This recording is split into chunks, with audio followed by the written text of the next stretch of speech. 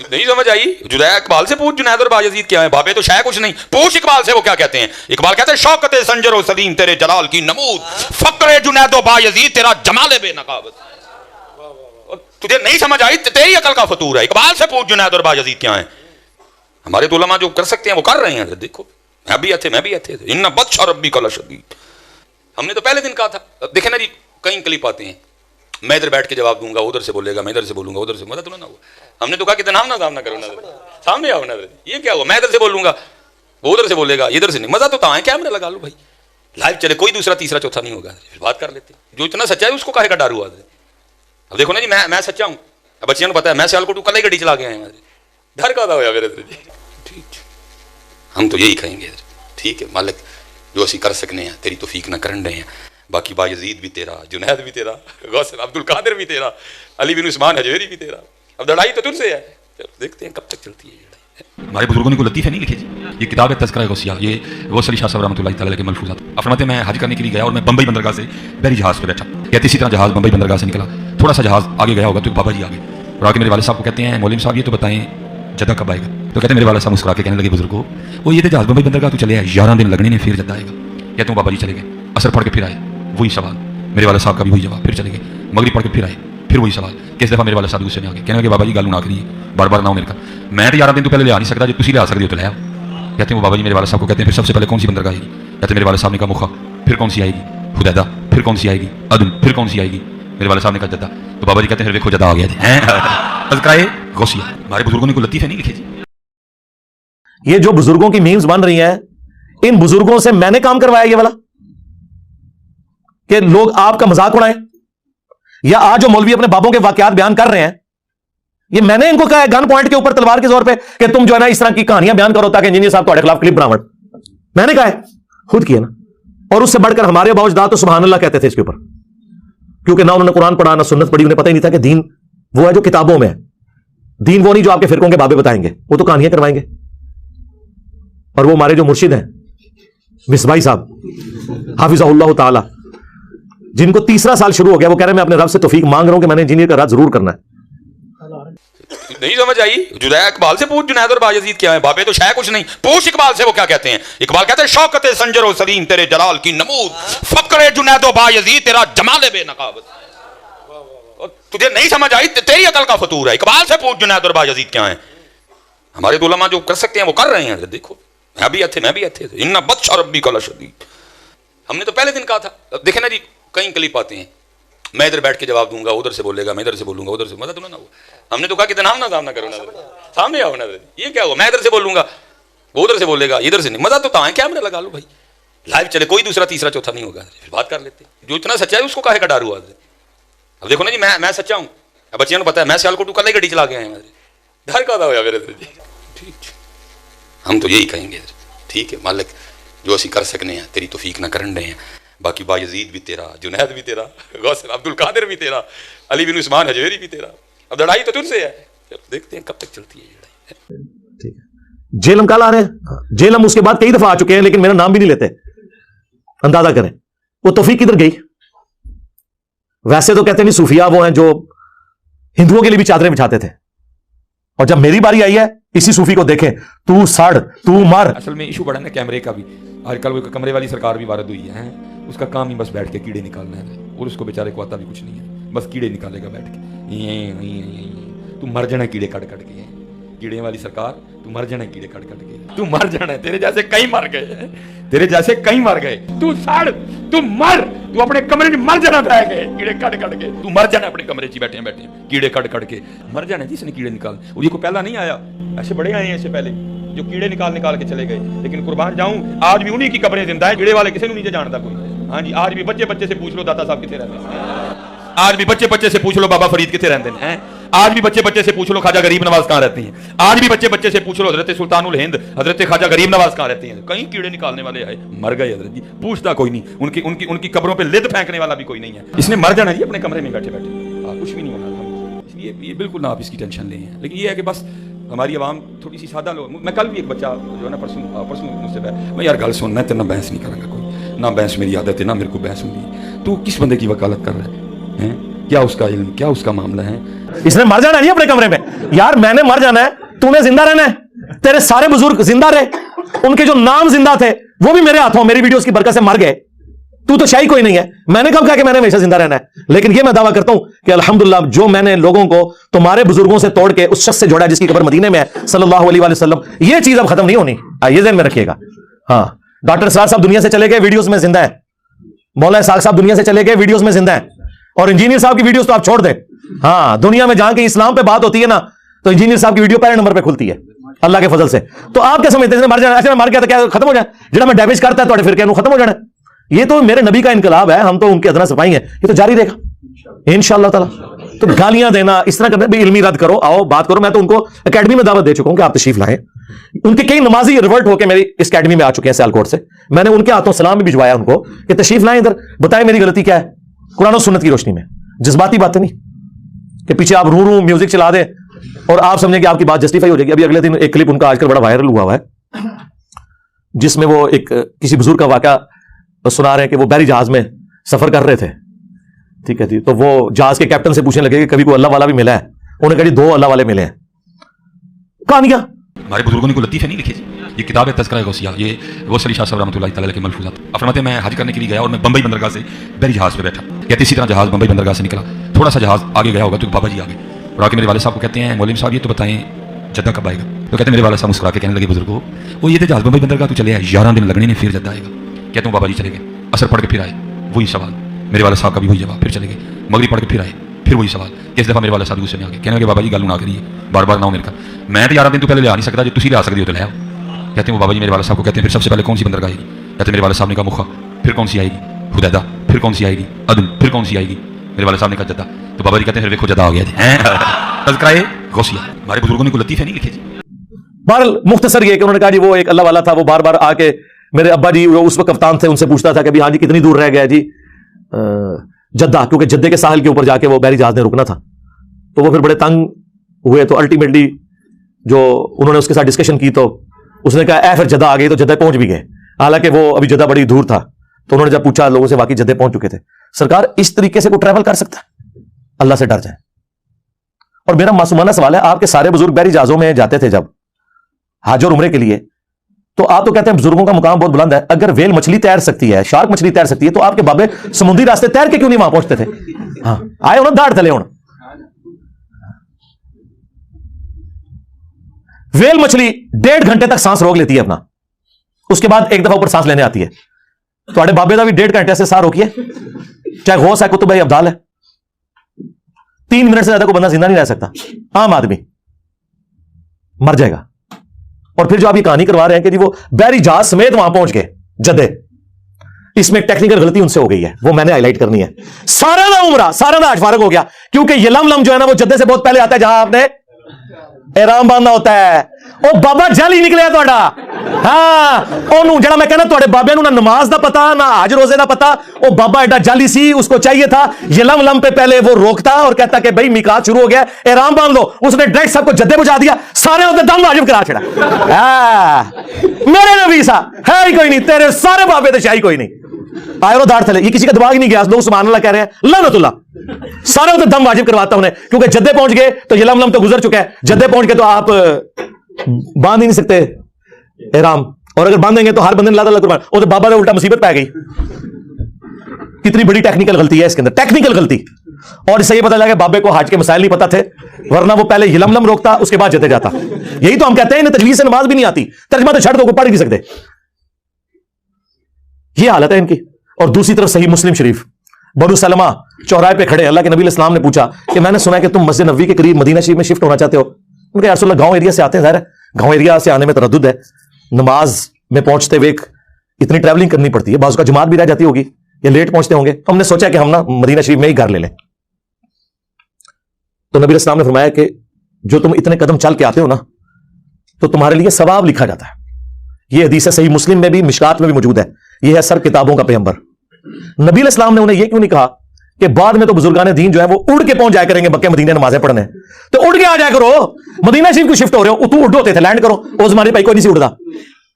और दूसरी तरफ ये आपको कहते हैं बड़े से बड़ा गौस कुतुब अब्दाल کسی صحابی کے گھوڑے کے قدموں کی خاک جو نتنوں میں بیٹھے اس کے برابر نہیں ہو سکتا.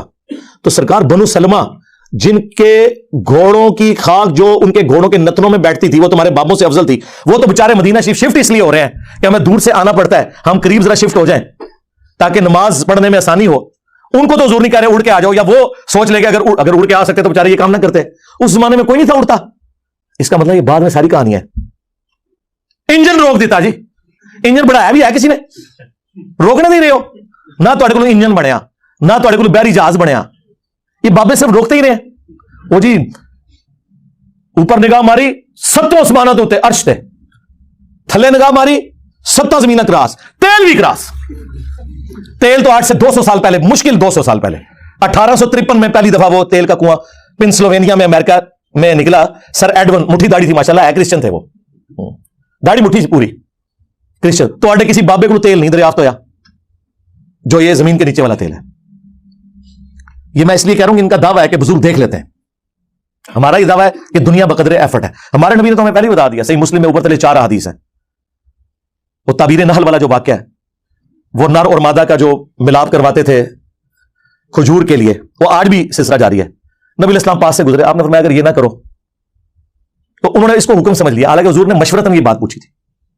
ان کی فصل کم ہو گئی, حضور کے پاس شکایتاً یا رسول اللہ وہ ہماری تو فصل نہیں ہوئی. تو آپ نے فرمایا میں نے تمہیں کو منع تو نہیں کیا تھا, میں نے تو صرف پوچھا تھا اور ایک مشورہ دیا تھا. انتم اعلم بامر دنیاکم, تم دنیا کے کاموں کو مجھ سے بہتر سمجھتے ہو. نبی علیہ السلام کی آپ دیکھیں ایمانداری, اور اس میں مسلم میں یہ بھی الفاظ ہیں اگر میں اللہ کے ریفرنس سے کوئی بات کروں تو تم اسے لے لیا کرو, جو میں اپنی ذاتی کوئی مشورہ تمہیں دنیا کے کاموں میں دیتا ہوں وہ تمہارا ایکسپیرینس مجھ سے زیادہ ہے, تم اسے فالو کرو. نبی علیہ السلام نے کبھی نہیں کہا کہ میں نے تمہیں ایٹم بم بنانے کا طریقہ بتانا ہے. آپ ہمارے ہدایت کے امام ہیں, اور یہ کوئی نبی کا عیب نہیں ہے اگر اسے ایٹم بم بنانے کا طریقہ نہیں پتا. اگر اللہ تعالیٰ چاہتا تو سکھا بھی دیتا, لیکن نبی علیہ السلام کی ڈیوٹی وہ نہیں تھی, آپ کی ڈیوٹی یہ تھی.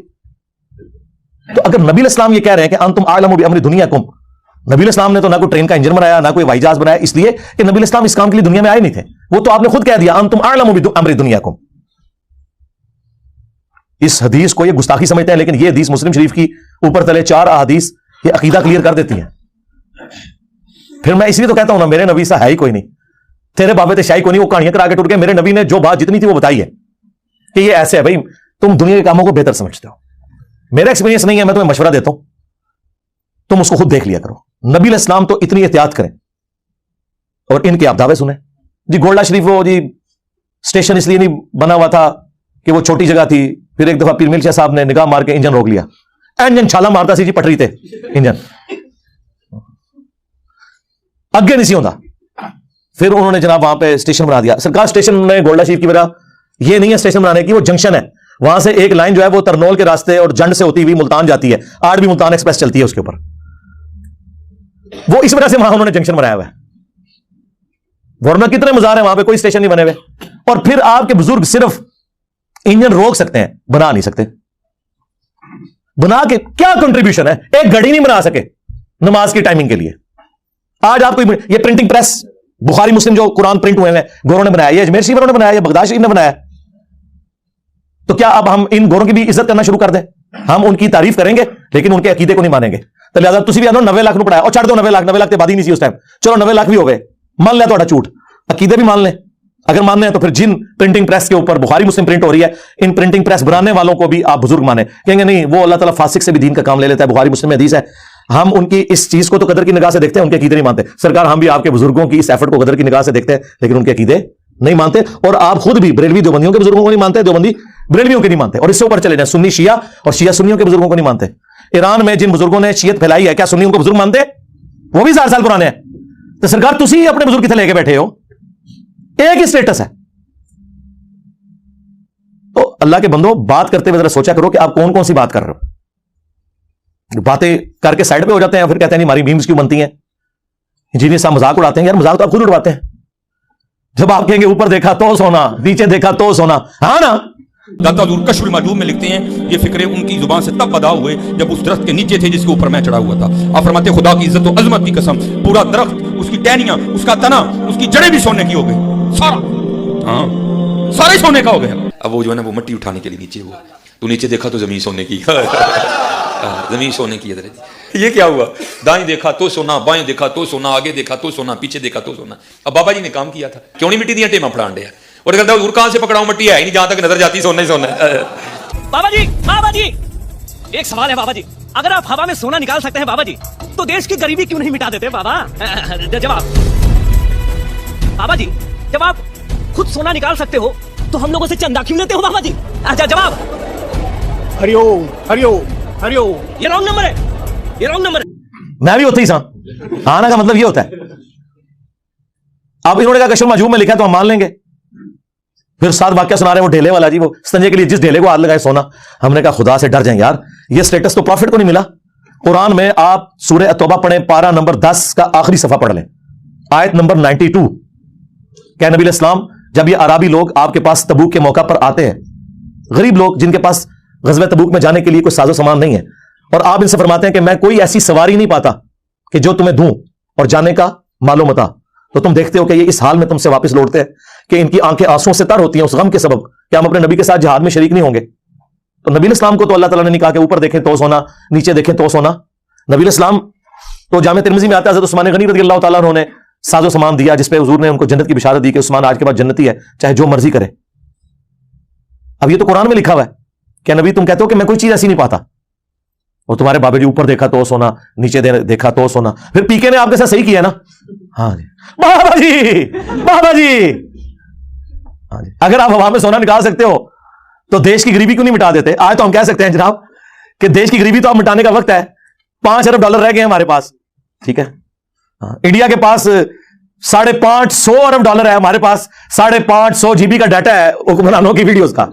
یہ ہمارا حال ہے. ارب ڈالر تو نہیں ہے, ساڑھے کو GB کا ڈیٹا موجود ہے. تو اب ضرورت پڑی ہے نا, بزرگ آئے نا میدان عمل میں, یہ قرضہ اتارے نا, بجلی پوری کریں نا. وہ کہتے ہیں یہی کہہ رہے ہیں, وہ کہتے ہیں جی آپ داتا دربار جا کے مانگو جی, وہ دیں گے, آڑ بھی دیں گے جی.